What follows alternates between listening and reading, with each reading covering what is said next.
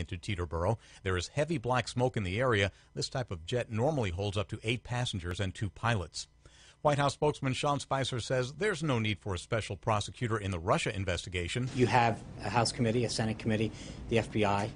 I don't know why you need additional resources when you already have 3 entities. The probe includes allegations of collusion between Moscow and members of the Trump campaign. In a briefing, Spicer argued there is no evidence of collusion. Democrats are pressing their call for an independent prosecutor after President Trump fired FBI Director James Comey last week. The U.S. is keeping close watch on the WannaCry global ransomware attacks. We continue closely monitoring the situation around the clock at the highest levels of government. We're bringing all of the capabilities of the U.S. government to bear on this issue and are working side by side with our partners in the private sector and our international partners. In a White House briefing today, counterterrorism advisor Tom Bossert noted that a small number of U.S. companies have been impacted, including FedEx. He said the only computers that can be hit are those without the latest Microsoft security patches. Billionaire Elon Musk is moving ahead with a plan to build a series of tunnels under L.A. to ease traffic snarls there. Last week, he posted a video on Instagram of an electric sled that would transport vehicles as fast as 125 miles per hour. Musk wants to make digging equipment much more efficient to help move things along. That's Lisa Carter. The S&P 500 and NASDAQ are hitting record highs to start the week. The Dow gained 85 points, while the NASDAQ advanced 28 today. NBA playoff action features Game 7 of the Eastern Conference semifinals between the Celtics and Wizards tonight in Boston. Washington's trying to become the first team to win a road game in the series. You're listening to the latest from NBC News Radio. You worked too hard, you ate too much, the cheesecake made you greedy. Let your aching head and stomach hear this message from old Speedy. Alka-Seltzer, plop, plop, fizz, fizz, oh, what a relief it is. Plop, plop, fizz, fizz, oh, what a relief it is. Ah, those speedy Alka-Seltzer bubbles burst into action to relieve your upset stomach and aching head fast. Use only as directed. Oh, what a relief it is. What a relief. We are a nation of overachievers. We didn't just send an astronaut to the moon. We gave him a buggy with big old knobby tires to drive on that moon. A freaking moon buggy. So why have we settled for mints that only cover up bad breath instead of getting rid of it? We deserve better, like Breath Savers. It's a moon-shooting, buggy-riding mint with Nutrizin, which is scientifically proven to neutralize bad breath. Breath Savers. It's the overachieving mint. KCAA.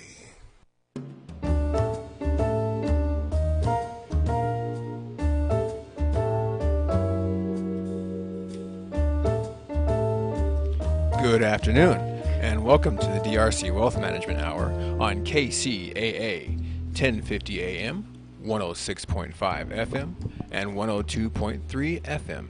Thank you for joining us this afternoon. My name is Bobby Cherry. I will be your host today. And in the studio, we have with us our guest, Mrs. Sarah Christ. A little bit more about Sarah secondly, but most importantly, she's an old friend of mine, and she's what I would consider one of the leading experts in the Southern California region in regards to elder care. So we're going to have a very lively conversation with her here shortly. But first, what I'm watching this week, the markets as of close May 12, 2017. Lackluster economic data, coupled with some not-so-strong quarterly corporate earnings reports, kept trading down last week. Only the NASDAQ posted weekly gains as each of the benchmark indexes lost ground against their respective prior week's values. The leading loser was the small-cap Russell 2000, which dropped over 1%. The yield on 10-year treasuries fell slightly as prices crept higher. Despite last week's marginal tailspin, each of the indexes listed were still well above their 2016 closing values. The price of crude oil fell for the third straight week, closing at $46.47 per barrel, down from the prior week's closing of $49.19 per barrel. The price of gold also dropped, closing at $1,228 by late Friday afternoon, and down from the prior week's price of $1,269. The national average retail regular gasoline price decreased to $2.37 per gallon. It's about 0.3 cents less than the prior week's price. Corn futures closed a fraction higher for the week in light trading as support from a bullish world numbers and USDA crop reports last week was countered by pressure from expected planting progress throughout the weekend. Soybeans closed a few cents lower for the week, also pressured by good planting weather, and a new larger forecast this week for South America's soybean crops. Wheat futures finished the week a little lower for the week. Wheat futures finished the week a little lower as the markets continued to retreat from the storm rally near 2 weeks ago. Of important note, the shifting retail landscape. The stock market volatility reached a 24-year low early last week, reflecting a combination of improving economic and corporate fundamentals, ongoing interest around Trump's pre-growth tax reform, and infrastructure spending. As a caveat, we think that market expectations are still slightly too optimistic on this front. And still stimulative monetary policy. That said, a list of global policy uncertainties will likely steal more of the spotlight in headlines moving ahead, including delays and disruptions to the Trump agenda, particularly around tax reform, the execution of Brexit, which will play out over the next few years, rising geopolitical tensions, uncertainty around future trade policy, and anxiety toward future Fed rate hikes. While they are unlikely to fracture the fundamental foundations of this bull market, we do think they will spur bigger market swings than we've expected thus far in 2017. Eye on the week ahead. This week is a slow one for important economic reports. Investors will be watching for more corporate earning information, while also tracking the EU's following France's presidential election and Puerto Rico's continuing debt crisis. There you are. That is what I'm watching this week. You can find that also on the web at dreadheads.net. It's published every Monday. We'll be right back after the short commercial break with our special guest, Ms. Sarah Christ. Please stay attention.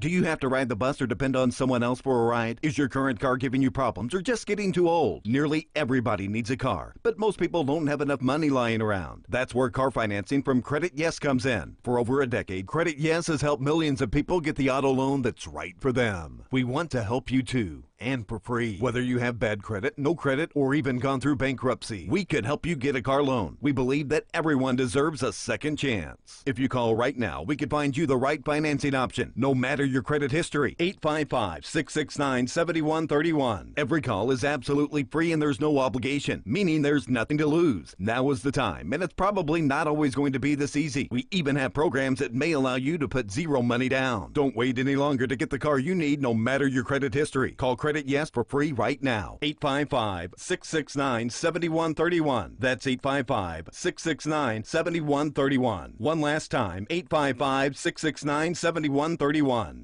Dex Media is committed to providing powerful solutions for your business. We help level the playing field and give you the edge to compete in today's digital marketplace. Customers expect to read reviews and see videos showcasing your business. They want to engage via social media and text messaging, and they want to do it from any device and any place. Keeping up with your customers' data, social media, and website is a daunting task. Dex Media has the answer. Dex Hub, a complete solution for managing your business. It's an integrated business management and communication tool that provides all of these features in an easy-to-use, affordable solution. You'll have a dedicated advisor who works with you every step of the way, just like they're an extension of your business. Let us help you stay connected with your customers and build on the reputation and loyalty you've worked so hard to achieve. It's easy and simple, saving you time. To get started, check out Dex Hub at dexmedia.com or call 888-733-9482.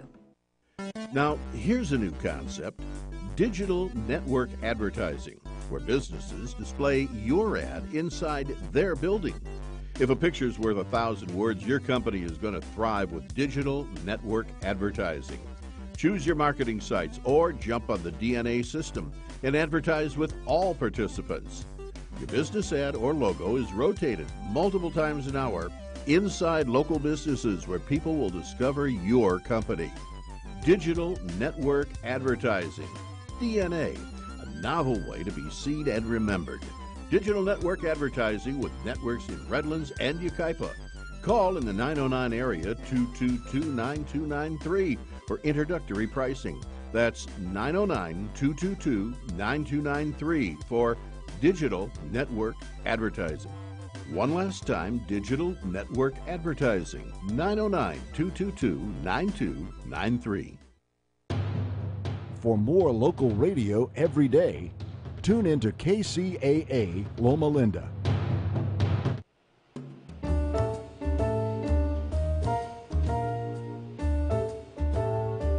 Welcome back to the DRC Wealth Management Hour on KCAA 1050 AM, 106.5 FM, and 102.3 FM, the station that leaves no listener behind.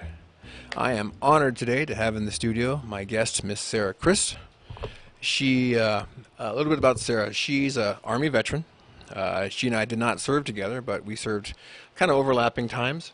But she's an Army veteran, former military police officer. She's also a resident of San Diego, and she is now in the. How do I pronounce this? How would I say this? Actually, she is what I would consider an expert or a burgeoning expert in the elder care field. A lot of our listeners may be older, and a lot of our listeners, this may be a really informative conversation for them today, just to kind of get a little background on elder care, the circumstances of how our seniors are dealing with their finances, those that are civilians, and also those within the military community, and how Sarah's organization, Vets for Elders, is helping to address that and help somewhat fill in the gaps that are present right now in our current system. Is that correct? Yes, that is correct. Okay. So having worked in the elder care industry on the non-medical home side for a number of years, I learned quickly that caregiving services and care management services are extremely expensive. And so it's wonderful when an elder can take advantage of those services.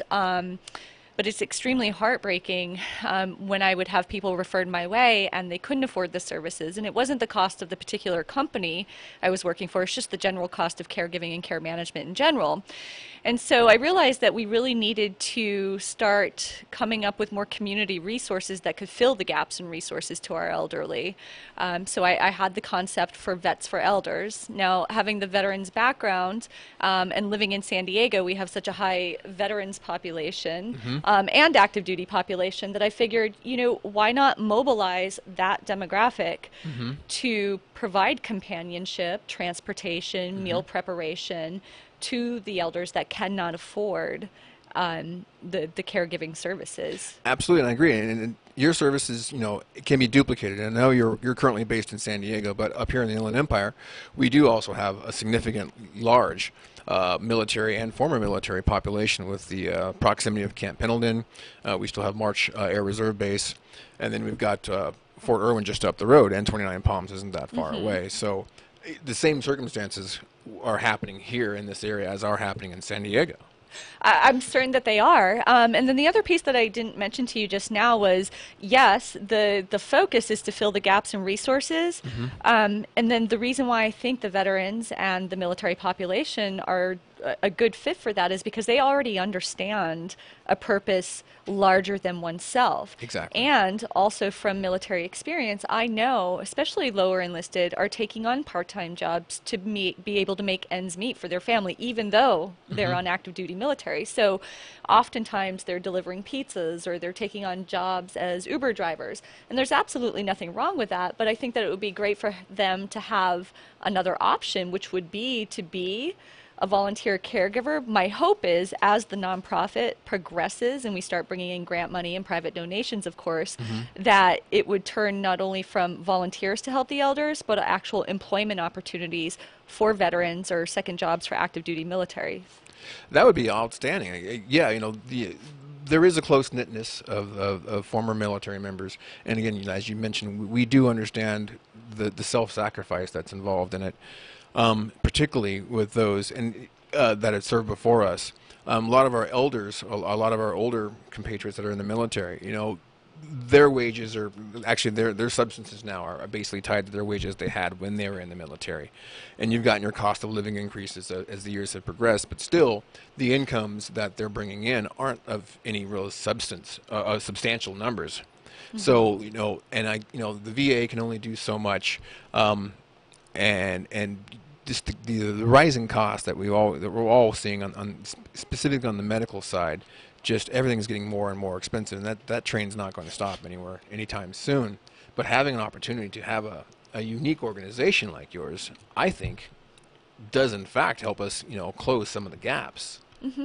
I think that it's going to be beneficial not only for the elders that are in need of these types of services, it's also going to be beneficial, I believe, especially for transitioning veterans that, you read all these articles all the time, and it talks about one of the biggest issues is when they exit the military is trying to find a purpose again. And so I feel like on the backside of this, a lot of satisfaction will be gained by the veteran that is volunteering their time to spend with these elderly people, especially when I make the match between younger transitioning veteran and elderly veteran.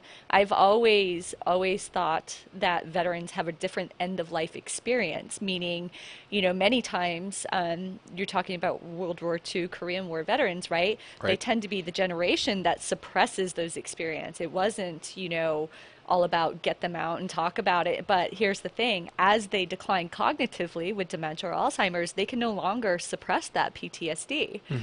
And so I think that it would be even more beneficial if they had a volunteer caregiver that's also a veteran, that understands what they're going through or knows what not to talk about, or can empathize. No, I agree. And just a little bit more background about Sarah. Not only is she the founder of Vets for Elders, she also has another organization down in that she'd formed in San Diego. But now are there still chapters nationwide? Are they still working? No, Okay. we never ended up expanding. I ended up getting very busy in the non-medical home care world.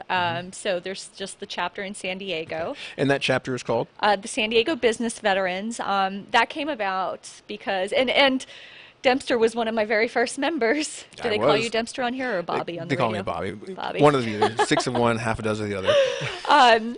So San Diego Business Veterans came about because I myself was having a difficult time transitioning, and I had called one of my friends and said, you know what, that's it. I'm going back in. And he said, you can't do that. Give it a chance. And he told me that he had been out for 10 years and he still missed it. And so what we realized, it wasn't so much the military I was missing, it was being around those people. Yeah. And so I called a couple of veteran friends and decided that there's organizations that are about women networking with women, Hispanics with Hispanics, so on and so forth, right? And so I decided, why not have a networking group where it's all about veterans doing business with other veterans? Absolutely. And then full disclosure, we had on 2 weeks ago, I believe, Rod Hatley was on. Yes. And Rod is also a member of the veterans organization that Sarah's founded down in San Diego. And I found it, for me, in this profession, extremely beneficial. Not only do I get to network with other advisors who are competent or hold more competency than I do get that, that old camaraderie. I get to speak in certain terms, and we acknowledge things a little bit differently than civilians do. But for us in that community, that having that ability to reconnect, I guess you could say is a pretty good word, having the ability to reconnect with those that had the same experiences as us is always a good thing. There's just this automatic comfort level to it. You don't even have to have you just feel at home somewhat. That's how it feels for me, at least. This automatic comfort, you have a natural affinity for one another. You understand each other's language. There's no oversensitivity. No, I agree. It's very comfortable. And especially in San Diego, because there's such a diversity of military forces that are in San Diego. Unbeknownst to a lot of the civilian world, San Diego is known as a Navy town. And, then El Toro shut down, and it became a Navy Marine Corps town. And then since the Twin Towers episode on September 11th, San Diego has become a much more even stronger conglomerate of multi-militaries there. There's the Navy's there, obviously. The Marine Corps is there. The Army has a growing presence in San Diego. The Coast Guard's there. The Air Force, secretly enough, has a growing presence in San Diego. So I think the ability, not only do we have the camaraderie from our own home services, but I know for myself up here working with a number of Air Force veterans, it's we can reconnect really quickly. And we've had different experiences abroad or in CONUS, but once we sit down and start sharing stories, it's all the same. The E4 Mafia covers everybody. The Junior Officer Protection Program covers everybody. So you get an idea of what happens, and what happened in the Air Force versus what happened in the Army versus in the Marine Corps. But again, that ability to converse makes it easier for us to work with each other. And I think the natural inclination to want to help your buddy, you know, take care of your battle buddy. And so when we started having the meetings, you go to a lot of networking groups, and it's fine, and you talk and you exchange business cards and you set up meetings, and I like that way of networking. With San Diego Business Veterans, I have since changed the name to Military Veterans in Business for purposes of expanding one day. Okay. But I wanted to do what I call tactical networking. Okay. We already have an affinity for one another, and, you know, we have the monthly meetings, and so it's an open space for someone to say, you know, I'm really looking to get in front of these 3 companies. Does anybody in the room know somebody at this company? Can you get me in the door? And so I really want to expedite the process for people.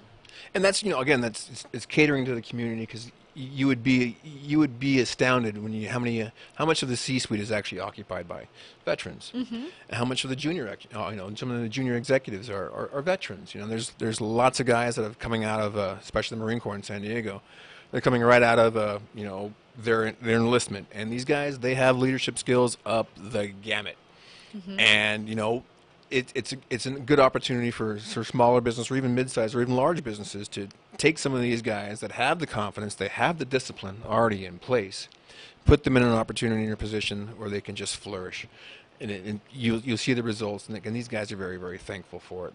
But they generally tend to flourish in these opportunities. But kind of circling back around to what it is that it's really near and dear to you right now, let's really talk about the elder community, you know, and not going to take too much away from the elders on the civilian side, because, you know, we're going to incorporate them today in this conversation as well. But, you know, let's just knock down some myths, and let's give some as current facts as we possibly can about what it is to be elderly, and what the expenses are for elder care.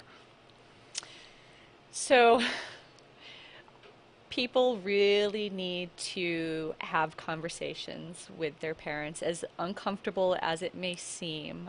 It's very important, because it's just a matter of time before elder care is a must, whether that be going into an assisted living community, or they end up in a skilled nursing facility, or you're going to have the money to hire private duty caregiving, or you have no assets and you're trying to piecemeal together community resources, or in many cases, you know, an average caregiver is a woman in her that's 49, has her own family, her own home to take care of, and essentially takes on a second job caring for her mother or father, or mother and father. Right. And so what people need to understand is the impact that has on not only the elder, you know, if they don't have the resources to pay for the private duty caregiving, but it extends to the family member trying to do the caregiving, because they are 30% less likely to remain in the workforce full time.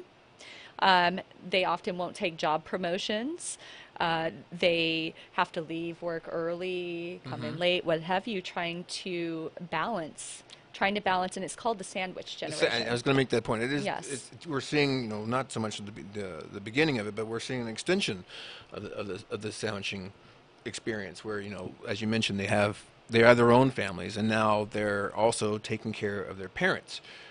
And on the financial side, you know, making a home with 2 incomes and a couple kids is expensive as it is. Let's just be honest. It's not cheap to be married and have a family. But then also having to bring in perhaps 1 or 2 parents, or having to have the wherewithal to have a parent with some kind of care assistance. The costs become extraordinary, and I know there are some hard figures out there, and I know you have some as well. Let's kind of just talk about, you know, not to shock the audience if you don't already know, but let's just get to some bare, blunt numbers. Okay. So here are just a few facts for you. And before I mention the facts, I want to preface it with that as these caregivers, adult caregivers, are striving to take care of their own lives and then also their loved ones, you know, and they want to do this. It's just very difficult that through this process, 80% of these women caregivers will more than likely find themselves impoverished throughout this process. So to give you some context on how that happens, you know, some of the statistics, on average per year, it costs about $45,760 to hire a home health aide, so a caregiver, right, on average. A shared room at a nursing home is $82,000 per year. A private room at a nursing home on average is $92,000 per year. So asking, the middle income mom and pop, do you have an extra $45,000 to $90,000, to help take care of mom and dad? That's just a question, that's not a comfortable question. And yes, that can be alleviated by utilizing insurance. But however, let's just, again, more brutal facts. Our population, the people who generally buy insurance, they're multiple different markets. And I say that with caution. A lot of our elders and a lot of those that are elderly or getting older, they have their, you have this come to moment where you're like, okay, these things are going to be happening at the point in my time. Say you're mid-career in your late 50s or your early 40s going into your mid-old career. You start having this cognizance of, okay, I've gotten to this point in my career. My family's taken care of. The house is taken care of. The kids' college fund is being taken care of. I think I'm financially set. The wherewithal, the idea is there. However, just over the horizon, which is often neglected to be looked at, is life care, long-term health care. And it's often neglected. And I know a lot of financial advisors don't actually even talk to their clients about long-term care because, let's be honest, it's expensive. It is expensive, but I will tell you, in the years that I've been doing this, I have never once met a family when I'm doing the consultation part, and this was on the non-medical home care, and asking them about their financial picture, if their mom or dad had long-term care insurance. I've never met a single family or spouse who doesn't say, I wish I had gotten long-term care insurance. Yes. And that's the secret with any type of insurance, really. Well, not any type of insurance, but for most life insurance or most health insurance is to get it when you're younger. Your cost accelerators are significantly lower. And the trick with insurance, using life insurance as an example, you've got the tier system where you've got term life insurance, whole life insurance, and universal life insurance. A good analogy for term insurance is renting. Whole life insurance, universal life insurance is owning. You don't accumulate any cash value on term insurance, but you get coverage. But that coverage, again, it runs for a certain term, and when that term expires, you have to reinsure. When you reinsure, you are insured at the health you are at that point in time. Now, how that differentiates from universal life or whole life insurance is it's a whole different parameters. Say if you're 18 years old, and you decide you want to purchase insurance, you have these options, term insurance, whole life insurance. If you go the whole life insurance, you're going to be rated at 18 years old. And that's going to basically be your insurance policy for the remainder of your life as long as you don't change that policy. You'll have your health rating will be rated as when you were issued the policy.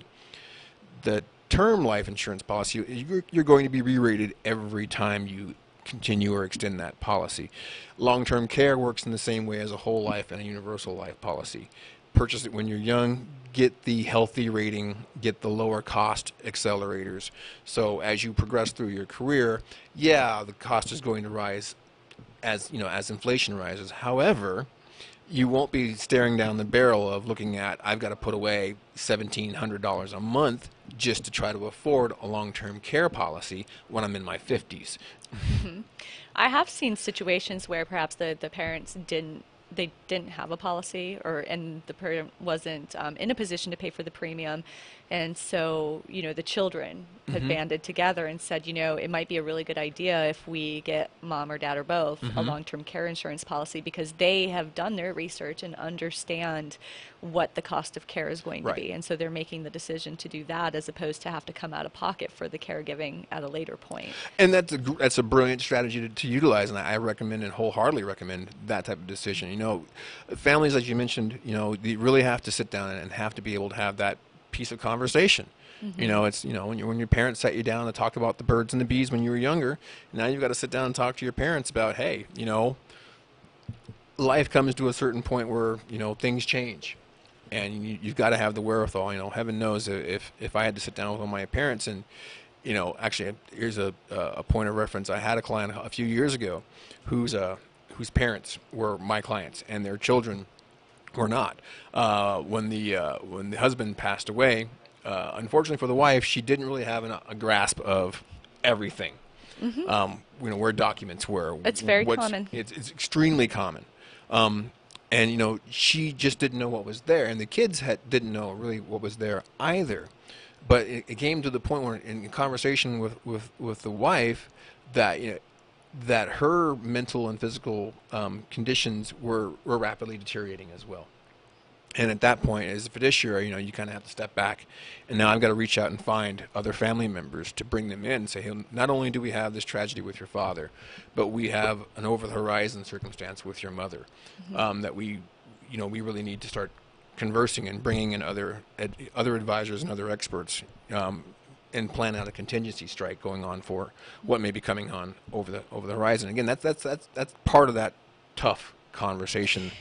It's tough conversations. There are people out there that can sit down and sort of facilitate this conversation for families, or you can find outlines online that kind of talk about how to facilitate this conversation. But I will tell you from experience and seeing situations be much more messy than they have to be, that it's very important to start having these conversations early while your loved one still has capacity.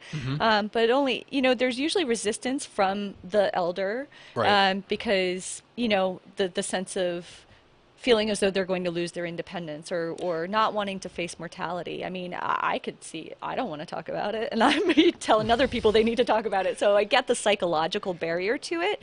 And I think it's difficult for children, too, because they don't want to think about that their mom or dad will not always be here. But it's very important to have these conversations while your loved one still has the capacity to tell you how they want their dying experience to be. Oh, I agree. Meaning, do they want to be hooked up to tubes and all of that and on life support, or would they rather be put on hospice as soon as they're deemed appropriate? So it's important to have these conversations so that way you can tell people what you want your dying experience to be. And lots of times when the parent is willing to open up and have this conversation with their child, it alleviates the stress from the child, because can you imagine having to make those decisions when you haven't been told what they really want, and then you make a decision and then you have to live not knowing if it was the right thing or not? Well, even just compounding that, most families have multiple children, and if all the children aren't on top of that. Good point. And I see it, on the estate planning side when I work with individuals like our friend Mr. Hatley. You have to, convincing your parent to sit down and let's talk about a trust, or let's talk about your current will or a living will, or establishing some directives of what you want to happen after you're no longer here. That question is tough enough. Having siblings involved in it sometimes can even complicate it even further, because siblings, let's just be honest, most kids aren't duplicates of each other. They all have their own ideas, and they all have their own ways of thinking of how they want things to happen versus what mom and dad want. And I've seen it on the estate happenings where there tends to be some conflict. On the estate side, there's some things you can do. You can put it into the trust or the estate itself. If you counter or you fight this, you're out. But however, you don't really want to do that. I don't think you want to really alienate a child in the actual life decisions. No, and that's why it starts with an open conversation, and that's why I feel as though it's very important for, I keep using the word elderly, but I don't, the older person, elderly seems... Point taken. Yes, it's much better.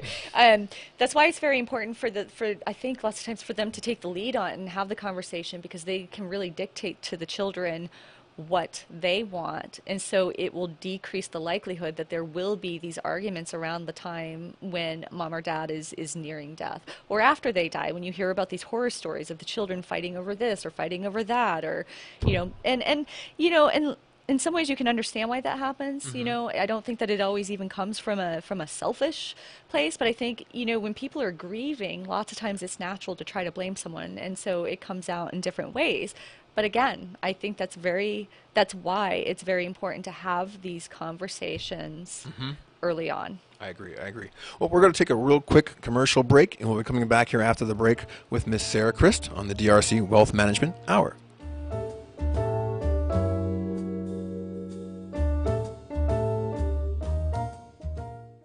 Hey, Bonnie, your ride is looking sweet, and that bumping sound. Yeah, Commish, thanks for your referral to Alan Ed's Auto Sound and their expert installations with custom sound systems. That's right, Commish. Alan Ed's has a wide variety of mobile electronics and accessories from car stereos to vehicle security, including complete interior and exterior upgrades, as well as a full line of restyling options for your car, truck, boat, or off-road vehicle. Alan Ed serves the Inland Empire and San Diego and Los Angeles counties. You can also catch Alan Ed's Auto Sound at upcoming events: Extreme Auto Fest, Hot Import Nights, OC Block Party, the Dub Show, the Lowrider Super Show, SEMA in Vegas, and also the LA Auto Show. Stop by the Alan Ed's Auto Sound booth and see our friend Alden Allen, the event coordinator and social media specialist. Check out Alan Ed's Auto Sound website at www.al-eds.com or call 888-900-8800. Alan Ed's Auto Sound. Big bump.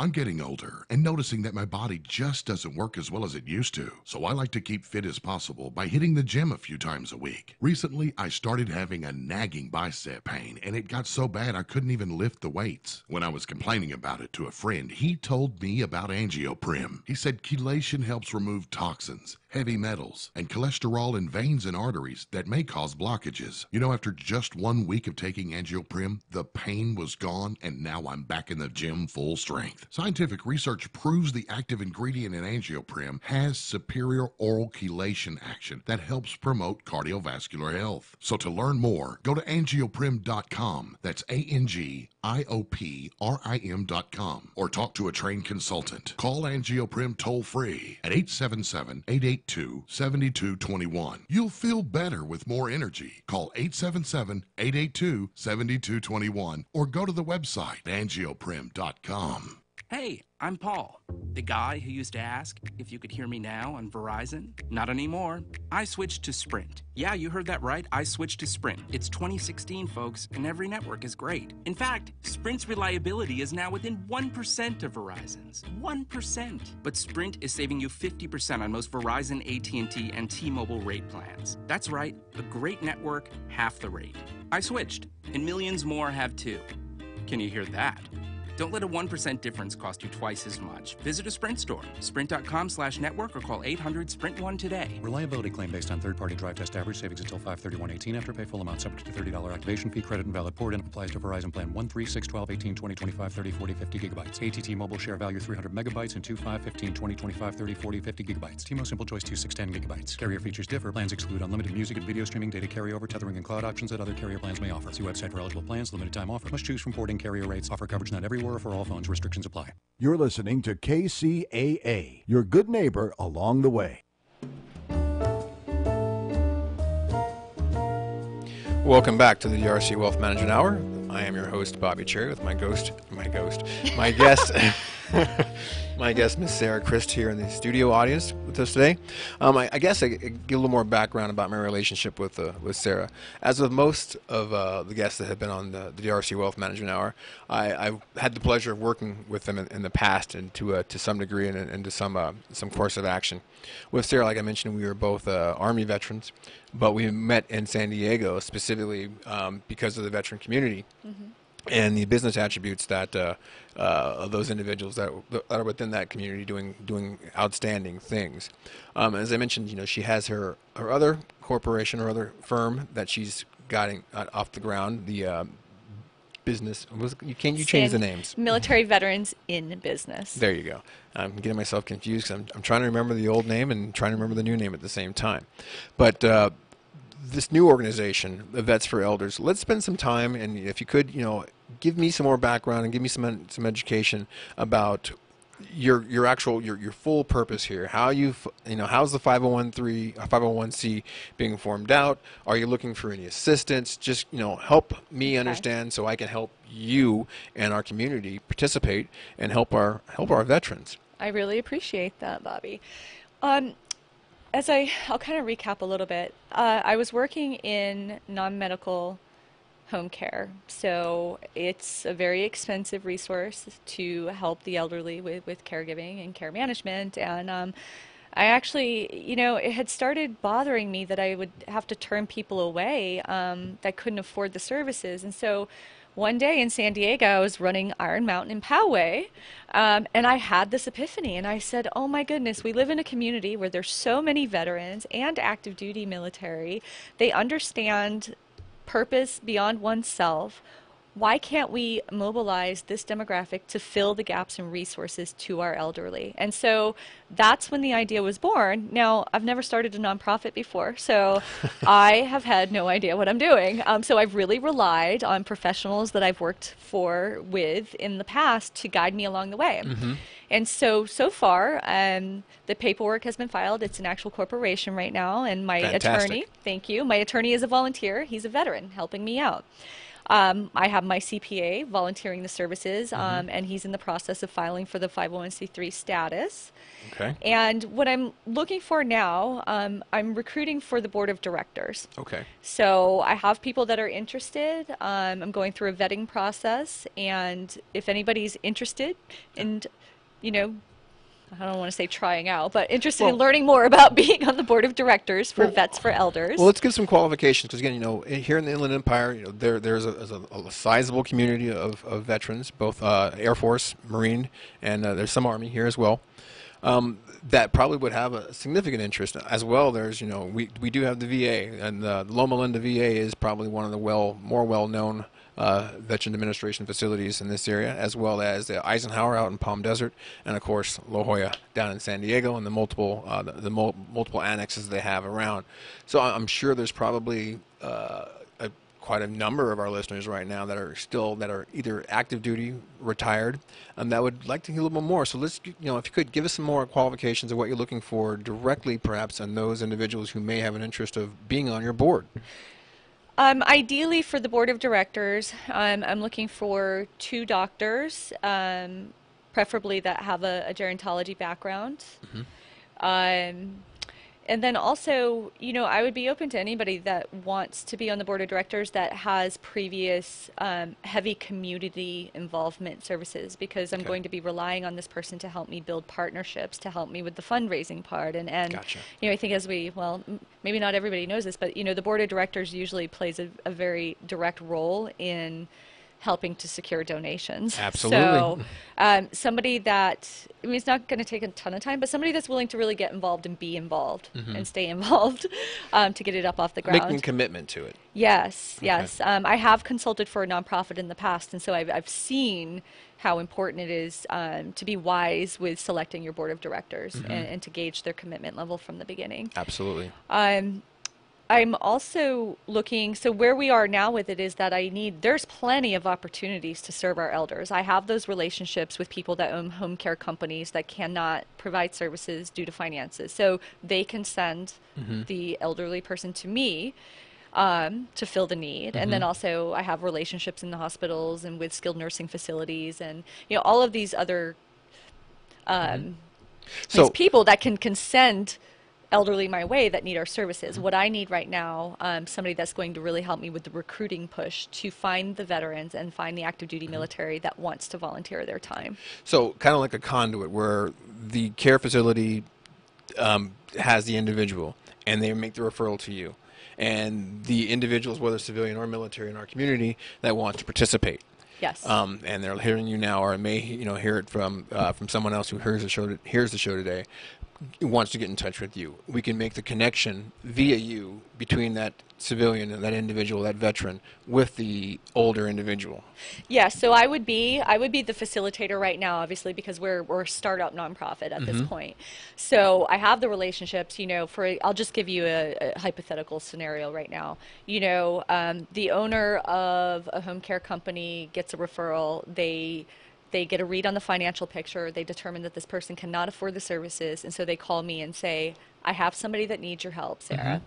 And then I can say, tell me a little bit more about them. What did they do in the military? If it happens to be an elderly person that's a veteran. Oh, they were a pilot. Okay, well, let me go to my database of volunteer veterans or active duty military personnel. Do I have somebody that was also in aviation? And so I want it to be not only someone that's going to just provide companionship and transportation, but I really want to match it up camaraderie on a personality basis for purposes of psychosocial well-being too. Understood. Well, that's a great philosophy. And again, not being a healthcare professional myself, I don't know the dynamics, but I'm sure there are some significant dynamics to that.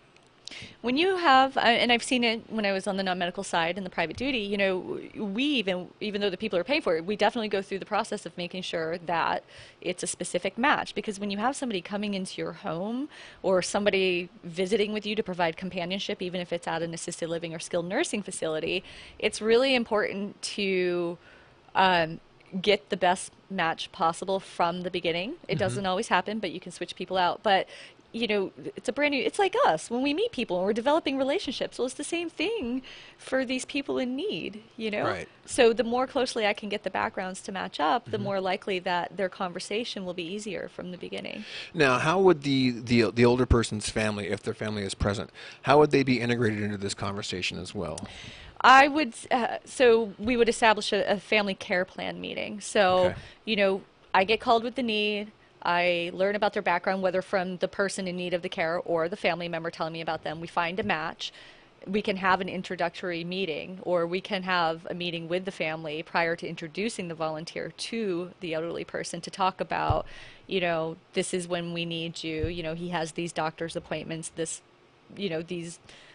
These circumstances. These times, or this is what he likes to eat, or we really need him to have some companionship because my husband and I work 60 hours a week and we're trying to take our kids to soccer practice, and so I can tell that my father is becoming depressed. He's isolated. He needs more companionship. Right. And so having a care planning meeting to discuss what the needs are. Fantastic. And again, the audience, her organization is called Vets for Elders. I'm kind of guessing, since you're still in the 501c formatting process, the website isn't up yet, or do you have a web page up? Or I bought the domain. Okay, fantastic. I've tried to develop it myself. That's not something I have patience for, but I am interested in finding a volunteer, perhaps? Right, an intern from a college, maybe somebody where they just want to get something on their resume or put in their portfolio, showing their skills and something that they've developed, and they can volunteer their time for Vets for Elders. So how would these new listening people who have gaining interest in your organization now, how do they get in contact with you? I can be reached at 858-222-9241 or by email at vetsforelders, that's VETSFORELDERS @gmail.com. Fantastic. Well, let's continue more of our conversation about the resources. Is your organization looking to work with the Veterans Administration as it stands right now? I know, politically there may be some changes in the VA, trying, I guess, for lack of a better word, from my understanding, and I haven't followed this that closely, but my understanding, they're looking to bring in more facilities, more civilian facilities to help with the care for veterans. Being that that may be a reality here going forward, or currently as your organization stands or looks forward, how can you help with the VA? I know that the VA has their own batch of volunteers. Perhaps there might be the ability to work with them and perhaps, I don't know, share? What I would picture, I have worked with the VA in the past with a nonprofit that I was consulting for, so I have relationships there, and before I really want to open the floodgates with opportunities being sent my way to help the elderly, I really need to make a strong push to recruit the veterans and the active duty military first to make sure that I can supply the demand. So the way that I would see it working with the VA is, let's say they have somebody that's in need of companionship. And also, I keep talking about how this is a resource for the elderly that can't afford it or their families can't afford care. This could also be a resource where maybe somebody is not yet in need of professional caregiving, right? They don't need a minimum of 12 hours a week or what have you, and they just need someone to spend some time with them. Right. And in a lot of ways, that would actually help to preserve their assets for the time when they do need the professional caregiving, or they need to transition to a skilled nursing facility. That's a remarkable little way of looking at that, and that's a... Did you just think of that on the fly, or is that just... No, that's been part of that has been part of the That's part of the concept. Mm-hmm. That's fantastic. And that's why I can work with at first the home care companies were viewing it in some ways as a competitor, not so much because. Well, you're augmenting. I wouldn't say it's be a direct competitor. It's not a direct competitor. It's actually very complementary. And now that I've had the time to explain that to my relationships in that industry, they seem to understand it because I'm trying to service those that they can't service. Right. And I'll tell you, for the most part, anybody that's in elder care, we're in it because our heart's in it and we really want to help. So it's very disheartening when you cannot help somebody. Right. So I'm there to pick up those people that they can't service. But then also, people are living longer than what they're thinking. The fear of outliving your money is very real. So what good is it going to do for these home care companies if they come in and they pay for this amount of care, but then they run out of money on the back end? Right. So I want to work collaboratively with them to look at the picture and say maybe we can offset the cost of care through volunteer caregiving, and then they'll have enough money to be able to afford the professional care services that you provide when they really need it. I think that's an absolutely brilliant idea. I think that's absolutely brilliant. I know there's an old professional. Actually, she's not old. She's young, but I won't mention her name. But she does a lot of work in regards to PTSDs with the veterans down in San Diego, and she has a marriage and family therapist company firm. That's her cause of satisfaction for work-wise. But I know she does a lot also in the PTSD arena. Just thinking that, perhaps, on the psychology side, because I know a lot of these professionals perhaps will have an interest also in elder care and elderly individuals. Have you reached out? Have you tried to mingle and negotiate or at least network with some of those individuals? With the individuals on the psychology side. On the psychology side, I have not yet. Okay. We should get together after the show. Like I said, I will definitely get you in touch with my friend. Like I said, she's a marriage and family therapist, but obviously they're, as we progress and as families get older, the husband and wife are in their 60s and their 70s, and there may be some cognitive skills that are starting to depreciate that only the wife is noticing. Yes, definitely the case, or they tend to be the one not noticing it because they're so close to it, or there's the denial factor, or what happens is a spouse oftentimes will compensate for their loved one. They'll finish the sentence if the person can't remember it. And I think that's just natural. You're caring, you're nurturing, you're trying to protect your loved one. So you mentioned your friend is a marriage and family therapist. I think oftentimes something that people don't realize is the impact of caring for an adult parent, that the impact it has on a marriage. It does. Just because of the extra stress load. And so I think, let's say the wife is being the caregiver for the adult parents, right?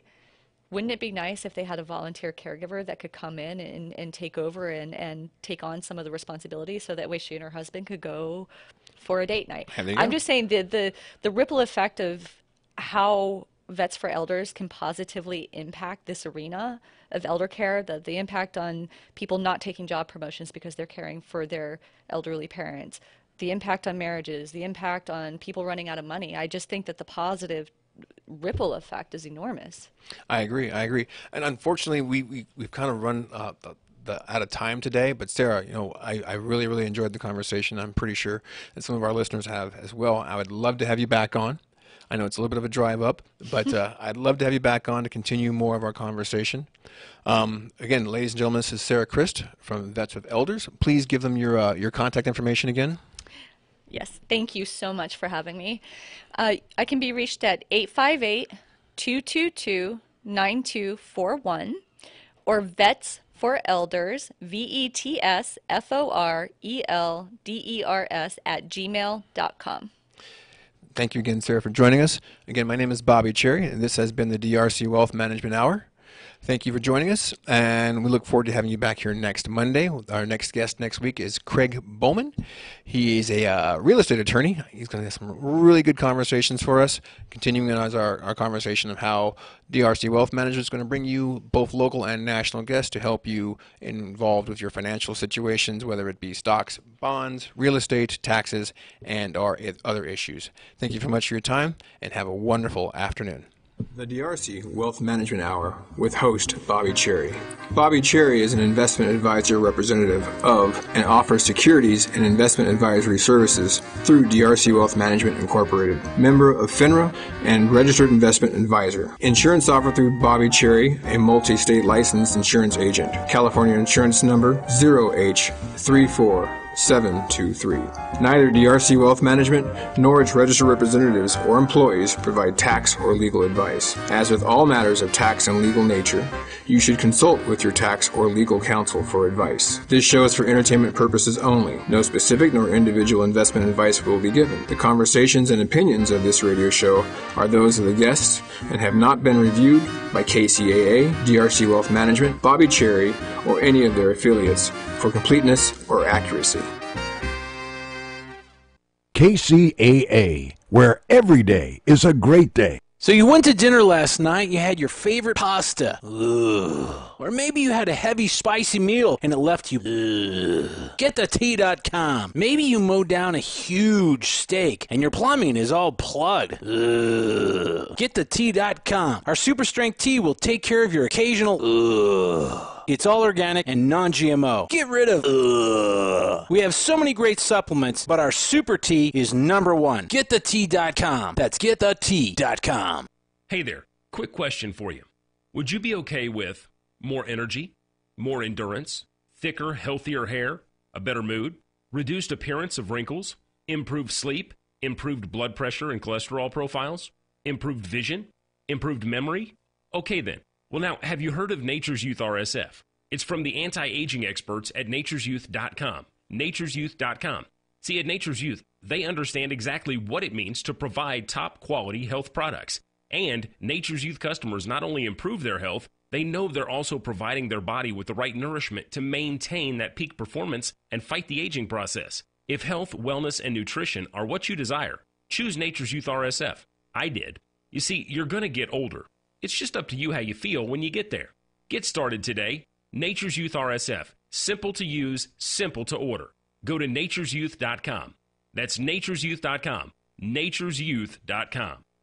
Your application looks great, but I'm not seeing any marketing experience. The ad said mechanic needed. Right, but I need a mechanic/marketing wizard. What do you know about reputation management? Nothing. Search engine optimization? Is that under the hood?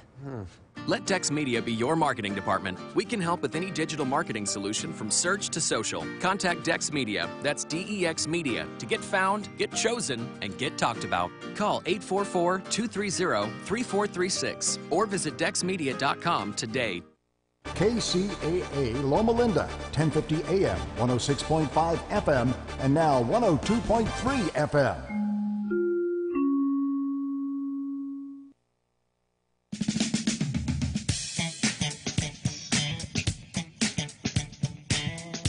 I'm Tom Busby, CNBC. Oil prices jumped higher today, up $1 a barrel after Saudi Arabia and Russia both said